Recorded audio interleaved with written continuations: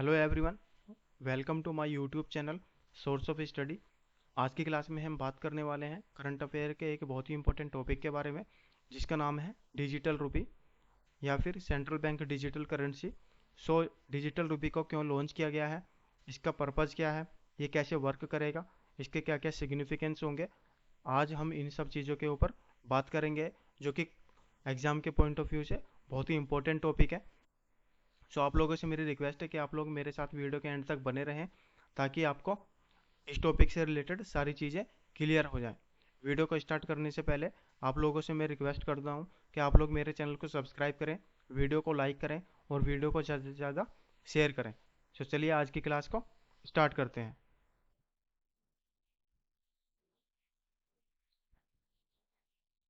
So a central bank digital currency और national digital currency launched by the Reserve Bank of India. इसको हाल ही में अभी रिजर्व बैंक ऑफ इंडिया ने लॉन्च किया है। So the first point is RBI has commenced India's first digital rupee pilot project in the wholesale segment. Pilot जो ये डिजिटल रुपी है, इसको अभी होलसेल सेगमेंट के लिए लॉन्च किया गया है, लेकिन अभी इसको पब्लिक सेगमेंट के लिए भी लॉन्च किया जाएगा। The second point is the issuance of e rupee और digital rupee was announced by the union finance minister Nirmala Sitharaman during the union budget of 2022-23। 2022 का जो यूनियन बजट था, उसमें फाइनेंस मिनिस्टर ने इसको अनाउंस किया था कि आने वाले टाइम में डिजिटल रूपी को लॉन्च किया जाएगा। The next point is a central bank digital currency और digital rupee is simply a digital form of country's fiat currency. ये जो डिजिटल रूपी लॉन्च किया गया है, ये कंट्री की जो फियाट करेंसी है, यानी कि जो हर कंट्री की एक अपनी जो मुद्रा होती है, उसकी एक डिजिटल फॉर्म है। इंडिया की जो करेंसी है वो रुपया है, उसकी जो ये डिजिटल फॉर्म में इसको लॉन्च किया गया है। फियाट करेंसी क्या होती है, हम वो वीडियो के एंड में डिस्कस करेंगे। It will be potentially available for use by all the private sector, non-financial consumers and businesses, and will be able to provide access to safe money for payment and settlement, as it will be the direct liability of the central bank. The next point is the central bank issues electronic token instead of printing paper currency और minting coins. Paper currency या coins को बनाने के बदले में इस जो electronic tokens होंगे, वो इश्यू किए जाएंगे सेंट्रल बैंक के द्वारा। The value of these tokens are backed by full faith and credit of the government. ये जो टोकन्स होंगे, ये जो डिजिटल रुपी होगा, इनकी जो वैल्यू होगी, वो जो भारत की अभी मौजूदा करेंसी है उनके बराबर ही होगी। और जो ये ई रूपी होंगे, आप इनको अपने मोबाइल वॉलेट में भी रख सकेंगे, और जो इनको कन्वर्ट कराना चाहते हैं कैश में, वो भी कन्वर्ट आराम से करा सकेंगे। सो जो डिजिटल रुपी होगा, उसका जो सर्कुलेशन होगा, वो पूरी तरह कंट्रोल किया जाएगा आरबीआई के द्वारा, यानी कि जो इंडिया का सेंट्रल बैंक है, भारतीय रिजर्व बैंक, उसके द्वारा इसको पूरा कंट्रोल किया जाएगा। The Reserve Bank of India has proposed to issue two versions of the CBDC, wholesale for the interbank settlement and retail for the public. इसके दो वर्जन लॉन्च किए जाएंगे, एक एक तो होलसेल के लिए और एक पब्लिक के लिए। The purpose of digital rupee is to promote innovation, boost financial inclusiveness and reduce the transaction cost. इसका जो मेन मोटिव है डिजिटल रुपी को लॉन्च करने के लिए, जो मेन मोटिव है इसका, वो ये है कि इनोवेशन को प्रमोट किया जाए और जो फाइनेंशियल इंक्लूजन है उसको भी बढ़ाया जाए, उसको बढ़ावा दिया जाए, और जो ट्रांजैक्शन कॉस्ट होती है उनको कम किया जाए। The working of the digital rupee, ये कैसे वर्क करेगा। The first point is digital rupee is a cashless and contactless digital payment medium which will be delivered to mobile phones of beneficiaries in the form of SMS string or a QR code। इसको SMS string या फिर QR code के form में beneficiary के जो होंगे उनके mobile phones में इसको डिलीवर कर दिया जाएगा। Next point is this will essentially be like a prepaid gift voucher that will be redeemable at specific accepting centers without any credit or debit card, a mobile app or internet banking.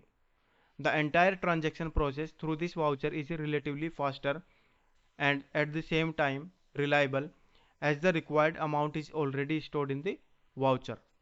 E-Rupee will connect the sponsors of the service with the beneficiaries and service provider in a digital manner without any physical interface.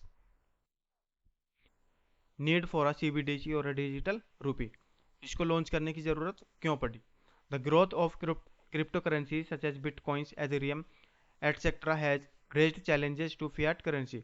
जो crypto currencies वगैरह हैं, उन्होंने जो Fiat currencies को है, Fiat currencies के लिए एक चैलेंज क्रिएट कर दिया था, यानी कि इनका जो इस्तेमाल था वो बहुत ज़्यादा हो रहा था. इसलिए गवर्नमेंट को ये स्टेप लेना पड़ा और डिजिटल रूपी को लॉन्च करना पड़ा. इससे क्या होगा, जो क्रिप्टो करेंसीज है उनका इस्तेमाल कम हो जाएगा, बिटकॉइंस वगैरह का इस्तेमाल कम हो जाएगा और डिजिटल रूपी को जो है वो बढ़ावा मिल जाएगा. क्योंकि जो क्रिप्टो करेंसीज होती हैं, बिटकॉइंस होती हैं, इनको गवर्नमेंट बैक नहीं करती है और ना ही इसके लिए सेंट्रल बैंक लाइबल होता है.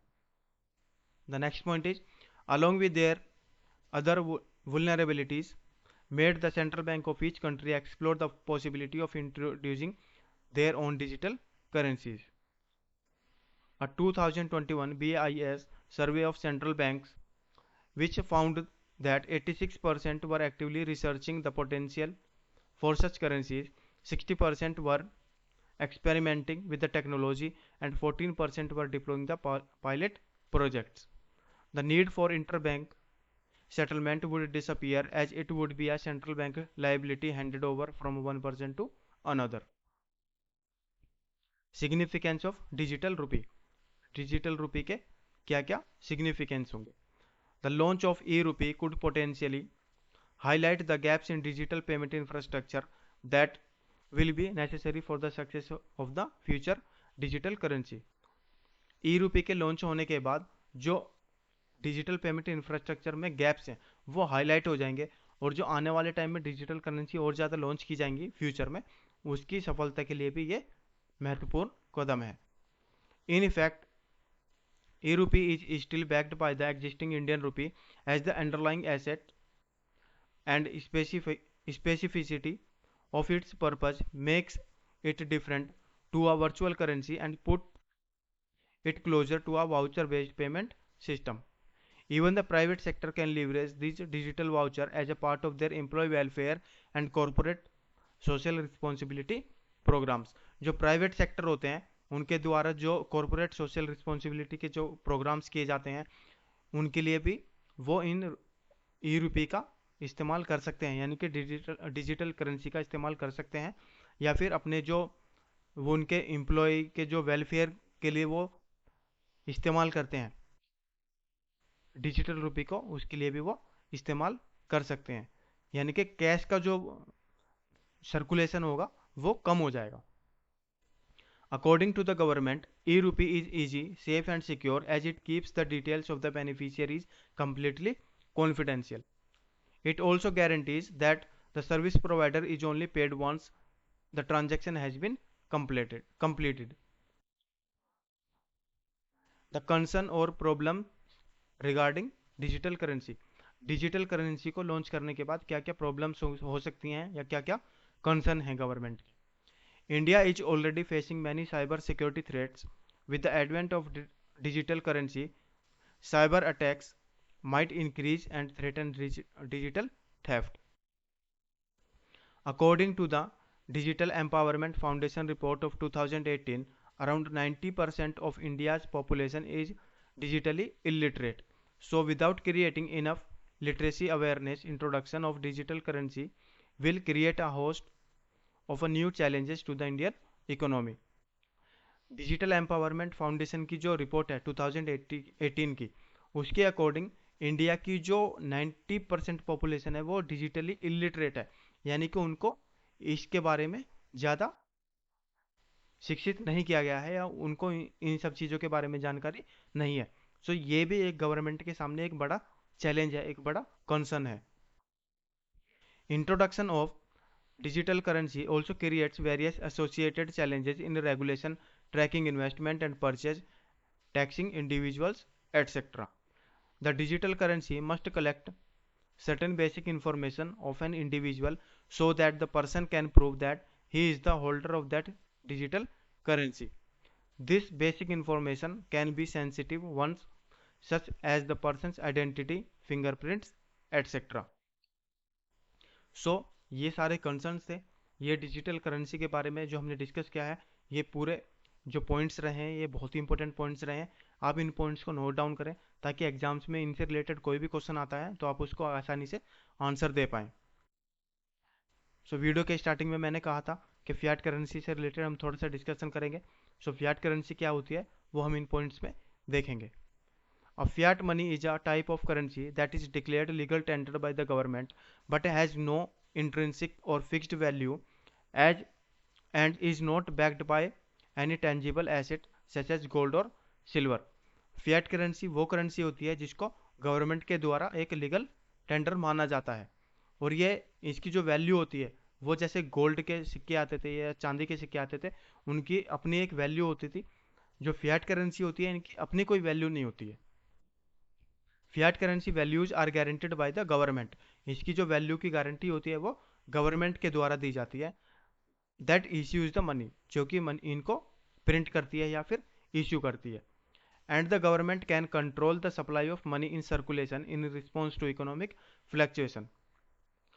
इकोनॉमिक में जो फेरबदल होता रहता है उसको कंट्रोल करने के लिए जो गवर्नमेंट होती है वो मनी सप्लाई को, जो मनी का सर्कुलेशन होता है उसको भी कंट्रोल कर सकती है। द यूनाइटेड स्टेट डॉलर यानी US dollar, the euro, Indian rupee and most of the other major currencies are fiat currencies. The main alternative to fiat currencies is commodity money which is backed by a tangible asset.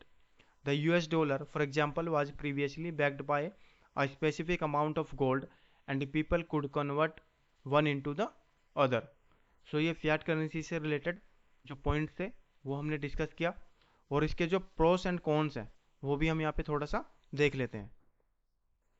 So it gives issuer greater control over the money supply, helping them manage the economy. It is relatively stable and easily stores current value, unlike commodity-backed currencies that can fluctuate short term. It is widely accepted and can be used as a legal tender in various settings. Cons: printing too much money can stoke inflation. Its potentially unlimited supply can erode value and create bubbles. With its value tied to a government, a fiat currency can significantly depreciate if the issuer runs into the trouble. So these were the pros and cons related to the fiat currencies. So आज की class में जो भी हमने discuss किया है आप please उन पॉइंट्स को नोट डाउन करें ताकि आने वाले टाइम में आपको रिवीजन करने में भी आसानी रहे। सो आज की क्लास में यही सब पॉइंट्स थे। आज की क्लास को हम यहीं पे ओवर करते हैं। आप लोगों से मेरी रिक्वेस्ट है कि आप लोग मेरे चैनल को सब्सक्राइब ज़रूर करें और वीडियो को लाइक करें और वीडियो को शेयर ज़रूर करें। Thank you so much for joining the class.